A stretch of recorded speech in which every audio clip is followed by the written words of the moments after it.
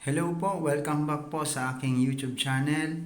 Sa mga bago pa po dyan na hindi pa po nakakapag-subscribe, maaaring pindutin nyo na lang po ang subscribe button sa ibaba upang maging updated kayo sa mga pinopost kong mga video.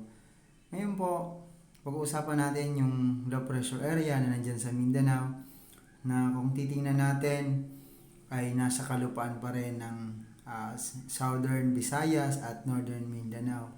Dito makikita natin yung lakas ng pag-ulan na maaaring maidulot nitong low pressure area ito na kalaunan ay inaasahan na magiging tropical depression. Kung titingnan natin yung dito sa ibaba, yung kulay blue, 1.5 to 3 millimeters, yan po yung lakas ng hangin na ibibigay ng mga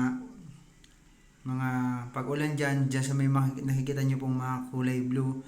At dyan naman sa green, 7 hanggang 10. At yung sa gitna po ng low pressure area, yung 20 to 30 millimeters na rain po ang maaring maidulot po ng low pressure area ito. Kaya po yung mga nasa Mindanao, mag-ingat po sa mga pag-ulan at pagbaha sa pagguho po ng lupa na maaaring maging resulta ng pag-uulan po dahil po sa low pressure area ito. Makikita natin dito sa animation mula sa windy.com na ang ulan, malakas na pag-ulan ay nakakonsentrate po sa may Bisaya at Northern Mindanao. At sa Bicol region din po ay merong pag-ulan, dala na yan ng frontal system, pagsasalubong yan ng hanging amihan at ng hanging mula po dito sa Karagatang Pasipiko.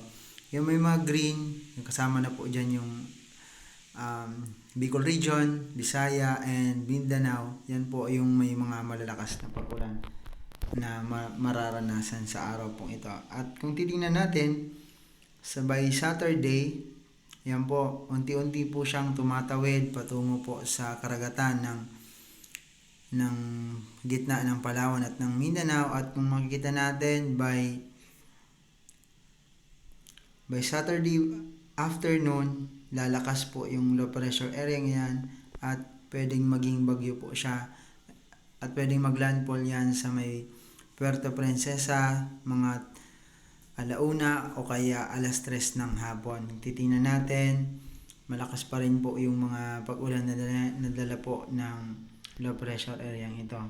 At kung titingnan naman natin yung mga lakas ng alon, yan po makikita natin by Saturday, yan po yung mga kulay blue, yan po yung mga 0 to 2 meters na pag-alon. At yung naman pong mga red hanggang pink, yan naman po yung 3 to 9 meters na taas ng pag-alon. Kaya makikita natin dito na sa may parting Bicol, Bisaya at Mindanao at dito po sa buong Luzon ay malakas po at malalaki po yung mga pag-alon na ating pwedeng maranasan ng mga tao pong nakatira dyan.